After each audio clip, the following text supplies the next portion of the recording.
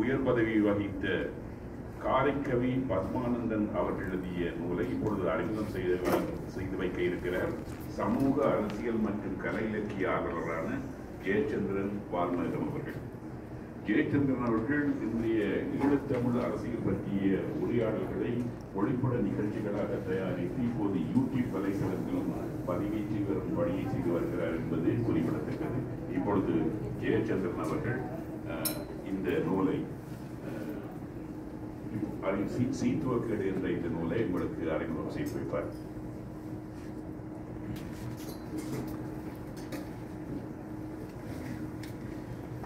அனைவருக்கும் இந்த நேர வணக்கங்கள்.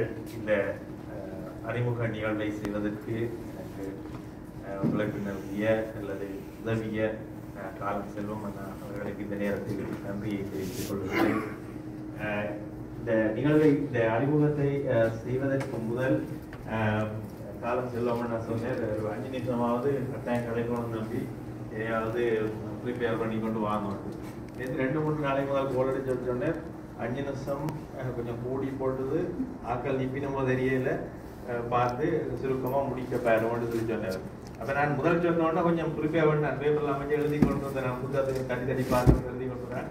பேர் ஆக்கள் நிற்பாங்களோ தெரியல என்று சொல்லி சொன்னோன்னா அதை போடுறேன். ஏதாவது நூல் சம்பந்தமாக நான் வாசிக்கிறது சம்பந்தமாக கலைப்போம். ஏன் இந்த நூல் நான் அறிமுகப்படுத்த வேண்டும் என்று சொல்லி அந்த ஆர்வம் எனக்கு ஏன் ஏற்பட்டதுன்னு சொல்லி சொன்னால், அவர் என்னுடைய ஆசான். அவருடைய பேர் காரைக்கவி கந்தையா பத்மானந்தன். அதாவது 90களில் கிளிநொச்சியில் நான் கிளிநொச்சி இந்து கல்லூரியில் படித்த காலத்தில் அவர் ஒரு விஞ்ஞான பாட ஆசிரியராக இருந்தார். அப்போ நாங்கள் 96ஆம் ஆண்டு இடம்பெயர்வு. அந்த 96ஆம் ஆண்டு கட் பண்ணினா திருப்பி அவரை நான் சந்திக்கிறேன் 2016ஆம் ஆண்டு. சந்திக்கையில் முகநூல் வழியாக அவரை அனுப்பிய கண்ட மாதிரி இருக்கேன்னு பார்த்தா அவர் எங்களை படிப்பிச்சவர். ஆனால் அங்கே பயன்படுத்தி விஞ்ஞான பாடம் படிப்பிச்சவர் இப்போ பார்த்தா இலங்கை மினிஸ்ட்ரி ஆஃப் எஜுகேஷன் மினிஸ்ட்ரியில் வந்து ஒரு திட்டமிடல் பணிப்பாளராக இருக்கு. இப்போ பொதுவாக வந்து ஆசிரியர்களாகவே நியமனம் பெற்று அவ்வாறே ரிட்டையர் ஆகினார். சில பேர் வந்து பாதிபராகி சில பேர் கோட்ட கல்வி பணிப்பாளராக அப்படியே ஆகினார். ஆனால் இவர் வந்து ஒரு ஸ்ரீலங்காவுக்கே ஒரு திட்டமிடல் பணிப்பாளராக இருக்கிறது வந்து ஆச்சரியமா இருக்குது. அது எங்களுக்கு ஒரு வயிற்றுல புரிய கிடைக்கிற செயலாக இருந்தது. என்னன்னு சொல்லிச்சுன்னா, அப்படியே நாங்களே படிச்சு இந்த அளவு வந்துடும், நீங்க என்ன ஆகிக்கிறீங்க அந்த மாதிரி எங்களை பார்த்து கேட்குற மாதிரி இருக்கு. இதில் பார்த்து எங்களுக்கு கஷ்டமா இருக்கு. நாங்கள் படிச்சு போட்டு ஏதோ ஒரு வேலை கிடைச்சோம்னா அதில் போய் கொண்டு. அப்போ அப்படி இருந்த எனக்கு உண்மையாக படிக்கிற காலத்தில் படிப்பிக்கிற காலத்தில் நாடகங்கள் அது செய்து கொண்டிருந்தவர் திடீரென்று பார்த்தா முகநூல வகையில் நிறைய கவிதைகள் எழுதி கொண்டிருந்தேன். இப்போ நான் அதில் அவருடைய கவிதைகள் வந்து எனக்கு ஒரு இயல்பானதும் ஒரு ஆழமான கருத்துக்களை உங்களோட நெஞ்சில் பதிக்க வல்லதான கவிதைகளாக இருந்தது. அப்போ தொடர்ந்து நான் அவர் பதிவுகளை வாசிக்க கொண்டே இருக்கிறேன். இந்த சீத்துவக்கேடு என்ற ஒரு விஷயத்தை அவர் எழுத வழிகிட்டேன். அந்த சீத்துவக்கேடு என்று அவர் தலைப்பிட்டது காரணம் வந்து நாங்கள் கூடுதலாக வந்து அந்த சீத்துவம் என்ற விஷயத்தை வந்து நாங்கள் வந்து நேர்மறையா பாவிக்கிறேன். அது நேர்மறையான வார்த்தை. ஆனா எதிர்முறை நீ படிச்சு கேட்கிற சீத்துவத்தை உங்களுக்கு தெரியும் தானே என்று சொல்லி அந்த சீத்துவம்ன்றது நாங்கள் ஒரு நெகட்டிவா தான் சொல்றேன். அப்ப இவர் அந்த சீத்துவக்கேடு என்ற பெயர் வச்சதே எங்களுக்கு ஒரு ஆர்வத்தை ஏற்படுத்திட்டது. என்ன சீத்துவக்கேடு என்று கேட்கல. அதாவது 90களுக்கு பிறகு நாங்க எல்லாரும் இடம்பெயர்வை சந்திச்சோம். நாங்கள் இப்ப நான் வந்து ஒரு யுத்த காலத்துல பிறந்து யுத்த காலம் முடியும் வரைக்கும் அந்த நாட்டுல ஸ்ரீலங்காவில் இலங்கையில இருந்துட்டு வந்ததாலையும் அடுத்து வந்து சிங்கள மக்களோட நெருங்கி பழகிற சிங்கள நண்பர்கள் அநேகமாக கொண்டிருந்ததால் எனக்கு ஒரு ஆதங்கம் என்னன்னு சொல்லி சொன்னால், இப்ப நாங்கள் வந்து பூர்வக்குடிகள் மாதிரியும் நாங்கள் வந்து பூர்வக்குடிகள், அவர்கள் வந்து வந்தவர்கள் சிங்களவர்கள் வந்து குடியேறினவர்கள் ஒரு நிலப்பாடு இருந்து கொண்டிருக்கல. இப்ப நாங்கள் தான் வந்த குடிகள் என்ற மாதிரி ஒரு நிலமா வந்துட்டு இந்த யுத்தத்துக்கு பிறகு காரணம். இப்ப எங்களோட வீடுகளில் போய் பார்த்தீங்கன்னு சொல்லி சொன்னா இப்படி இருக்கிறது பிளாஸ்டிக் கதிரைகள் தான் அநேகமான வீடுகள் இருக்கு. இந்த இடம்பெயர்வை சந்திச்சாங்க.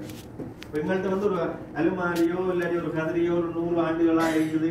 எங்களோட பூட்டை கதிரை இது பூட்டை அலுமாரி கட்டில் என்று சொல்றதுக்கு 10 கட்டில் பாலை கட்டில் குதிரை கட்டில் எதுவுமே இல்லை. இந்த இடம்பெயர்வால கூடுதல் குறிப்பா இந்த இடம்பெயர்வை சந்திச்சாக்கள் நிலைமையை பார்த்தா அப்படித்தான். அப்ப எங்கள்கிட்ட நாங்கள் தான் வந்து வந்தடிகள் மாதிரி நாடோடிகள் மாதிரியும் போய் இருக்கிறோம். எங்கள்கிட்ட பூர்வீகமானு சொல்றதுக்கு ஒன்றும் இல்லை. அப்ப இங்க இந்த சீத்துவக்கேடு என்ற நூலை அந்த அந்த அவர் தொடரா பேஸ்புக்ல எழுதி கொண்டிருக்கீங்களா நான் வாசிக்கல எனக்குள்ள ஏற்பட்டது என்னன்னு சொல்லி நாங்கள் இப்படியான ஒரு வாழ்க்கையை வாழ்ந்த நாங்கள் என்றதை அவர் எழுதுறேன். முழுக்க முழுக்க யாழ்ப்பாணம். அவர் வந்து காரநகரை சேர்ந்தாலும் காரநகரில் அவர் வாழ்ந்த வாழ்க்கை, அவரோட பூட்டி ஆட்சி அப்புமார் வாழ்ந்த வாழ்க்கை, அவரோட ஆசிரியர்கள் அவர்களுக்கு கற்றுக் கொடுத்த விடயங்கள், இதை வச்சுதான் அவர் அந்த தொடரா எழுதி கொண்டிருந்தார். அது ஒட்டுமொத்தமா ஒரு யாழ்ப்பாண மக்கள் எவ்வாறான ஒரு வாழ்வியலை கொண்டிருந்தார்கள் என்றதை அந்த சீத்துவக்கேட்டில் அவர் எழுதியிருந்தார். அது சில வேளை வந்து இப்ப என் வயதொட்டவர்களுக்கு அது வந்து ஒரு ஆர்வமா இருக்கும். சில வேளை என்னிலும் வயது கூடினார்களுக்கு இது என்ன பெரிய விஷயமா, நாங்க ஆட்டடி மாட்டடி திருநீடி கிணத்தடி அழுப்படி என்று சொல்லி அவற்றை அத்தியாயங்கள் அப்படிதான் போய்கொண்டிருக்குது. ஒவ்வொரு அத்தியாயத்திலேயும் அதுதான் சொல்லிக் கொண்டிருக்கிறது. இதுக்கு முதல் உரையாற்றின மதிப்புக்குரிய நவம்பர்கள் இந்த ஆட்டுரட்சி, நாங்கள் ஆட்டுரட்சியை எப்படி அதோட பண்பாட்டோட ஒன்றிணைஞ்சு போனது என்று சொல்லி அவர் சொன்னார். அப்ப அதுல அவர் ஒரு அத்தியாயத்தில் ஆட்டடி என்று சொல்லி எழுதுறாரு. அதுல வந்து நாங்கள் எப்படி ஒரு ஆட்டுரட்சியை பதப்படுத்தி ஒரு சுட்டு அதுகளை இதன்ற மாதிரி இன்றைக்கு நேற்றைக்கு இல்லை, இது சங்க காலத்திலையும் இருந்தான்னு சொல்லி அந்த சங்க காலத்துல உள்ள எடுத்துக்காட்டுகள் அங்க வந்து எவ்வாறான முறைகளை நாங்க வாழ்ந்தனாங்க அதே வாழ்ந்த முறை தான் இப்படி நாங்க வாழ்றோம்ன்றதை இடையிலே அந்த சங்ககால அந்த ஆதாரங்களோட அதை எழுதியிருப்பேன்.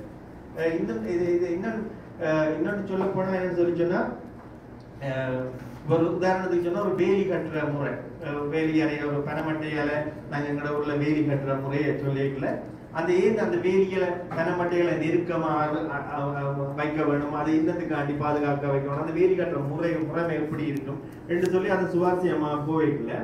அதுல ஒரு இதுல சொல்லி கொண்டிருப்பார் என்னன்னா, இப்படிதான் அப்பு வந்து காலை தூக்கி வச்சு கொண்டு முழங்கால தூக்கி வேலியில வச்சு கொண்டு ஊசியை எழுந்து கட்டி கொண்டிருக்கல அவற்றை சரத்துக்களால அந்த அவங்க தெரிஞ்சு கொண்டிருக்கல அதை பார்த்து கொண்டிருந்த ஒரு பட்ட பிள்ளை கொழுப்புக்குள்ள சிரிக்க குழம்பி என்ன உனக்கு இந்த பழைய சாரிகள் இறுதிகள் எடுத்து அதை கோமணமா கட்டியா தெரியாத, அதை விட்டுட்டு பொண்ணு புருசுகள் தெரிகிற இடத்துல நீ காலை தூக்கி காட்டி கொண்டு இருக்கிறேன்னு சொல்லி அந்த வசனத்திலேயே எழுதியிருப்பேன். அதுல தொடங்கி பேந்து பாரு நாங்க கோவணம் கட்டினது அதை கூட வடிவா எழுதியிருக்கிற ஒரு காலத்துல நாங்க கோவணம் கட்டுறது, அது ஏன் முக்கியத்துவம், அதை எப்படி கட்டுறது, அதை கட்டாம போய் ஸ்கூல்ல அடி வாங்கின விஷயங்கள் அப்படி இப்படின்னு சொல்லி அதை எழுதியிருக்கிறேன். இப்ப என்னன்னு சொல்லி சொன்னா, இப்ப நாங்க இன்னிலும் வயது கூடி நாட்கள் இப்ப இங்க உள்ள தலைமுறையாங்களுக்கு நாங்க சொல்லல, நாங்க முந்தியெல்லாம் அப்படி தெரியுமா இருக்கிறாங்க, நாங்க எப்படிப்பட்ட வாழ்க்கை நாங்க தெரியுமே சொல்லி சரி எப்படிப்பட்ட வாழ்க்கை வாழ்ந்தீங்கன்னு சொல்லி சொன்னா சிலதுகளுக்கு ஞாபகம் இருக்காது. சிலதுகள் எங்களோட வயசு கூடிய நாட்கள் உங்களோட அம்மா மேர் உங்களோட பாட்டி மேர் எப்படியான இதுகளை சமைச்சது எப்படியான இதுகளை செய்ததுன்னு சொல்லி சிலதுகள் ஞாபகம் இருக்காது. ஆனா இது ஒரு கையேடு மாதிரி, இது ஒரு ஆவணம் மாதிரி. அவள் அப்படியத்தையும் அவர்கிட்ட அம்மா இன்னும் அவர்கிட்ட அம்மா உயிரோடு இருக்கிறார், அவர்கிட்ட அம்மாட்ட கேட்டு அவர்கிட்ட ஆட்சிமாட்ட கேட்டு அவர்கிட்ட படிப்பிச்ச வாத்தியார்கிட்ட கேட்டு அதுகளை எழுதி இருக்கிறது. இன்னொரு விஷயம் நான் பார்த்தேன்னா, இப்ப நாங்க இந்த சொக்கப்பானை என்றது, அதான் கார்த்திகை விழாக்கிட்டு நேரம் சொக்கப்பானை உண்மையா நான்லாம் சொக்கப்பானை இருக்கிறேன்னு தான் சொல்லி கொண்டிருந்தேன். திடீர்னு பார்த்தா இவர்கிட்ட ஒரு இதுல போய் பார்க்கல அதாவது இதா எழுதி இருக்கிறேன், ஆட்சி வந்து புட்டா வைக்க போனவ திருத்திப்பட்டு வெளியில வந்தா இந்த மணக்காட்டு அம்மன் கோயில்ல வந்து இன்னைக்கு சொக்கப்பானையில இருக்கிறாங்க ஒரு போகப்பட மாட்டேன். அப்ப இவர் அப்பு சொல்ற என்னடி சொக்கப்பானை அப்படி விதங்கா விசடி, அது சொக்கப்பானை இல்லடி சொக்கப்பனை ரெண்டு சொல்லி சொல்ல என்ன அப்படிதான் நீங்க எல்லாரும் சொல்லி கொண்டு தெரிகிறாரு ரெண்டு சொல்லி வாங்க இருக்கிறார். அப்ப இந்த நடையில தான் எழுதி கொண்டு வர. அப்ப சொக்கப்பனையண்டா என்ன, ஏன் சொக்கப்பனை என்று பெயர் வச்சது, அது சொக்கனண்டா சிவபெருமானுக்குரிய விளக்கீடு, கார்த்திகை விளக்கீடு சிவபெருமானுக்குரியது. அதே பனையை கொண்டு பனையை அதை நெருக்கணும்னு சொல்லிச்சுன்னா பனையை வந்து ஒரு கற்பகத்தரு உண்மையா அந்த நுண்ணில இருந்து அடிவரையும் எல்லாங்களுக்கு பிரயோசனப்படுற உண்டு. அப்ப அப்படிப்பட்ட அதாவது அது வந்து அந்த பிரயோசனம் அந்த அப்படி வாழ்ற ஆக்கள் மற்றாக்களுக்கு பிரயோசனமா வாழ்ற ஆக்கள் வந்து ஒரு காலத்துல வந்து ஒரு டைம் இருக்கிற நேரங்கள்ல வந்து கடவுளோட இறந்த பிறகு இறைவனோட ஒன்றிச்சு போறதை காட்டுறதுக்கு தான் அந்த பனையை எரிக்கணும். அதே அந்த அந்த பனை இருக்கிறதால என்ன நன்மைகள் வருது அந்த விஷயம். பனையை வந்து நவம்பர் மாசம் நடக்கிற அந்த நேரம் வயல்கள் எல்லாம் உயர வளர்ந்து இருக்கும். அப்ப இதை நாங்க உயரமா பனை சொக்கப்பனை இருக்கிற இதை வந்து உயரமா கட்டி எரிக்கலாம். அந்த வெளிச்சத்துக்கு அந்த வயல்ல இருக்கிற பூச்சிகள் எல்லாம் தேடி வந்து செத்து போகும் என்ற விஷயத்தையும் அது இருக்கிறது. இன்னொரு காரணம் வந்து சிவன் வந்து அந்த புறங்களை எரிச்ச கதையை சொல்றதாகவும், அடுத்து வந்து பிரம்மா விஷ்ணு அந்த அடிமுடி தேடின வரலாற்றில் அகண்ட சோதியா அவர் காட்சி கொடுத்த சிவபெருமான் காட்சி கொடுத்தவருடைய அதை ஞாபகப்படுத்துறதுக்காகவும் இந்த சொக்கப்பனை எரிக்கிறேன்னு சொல்லி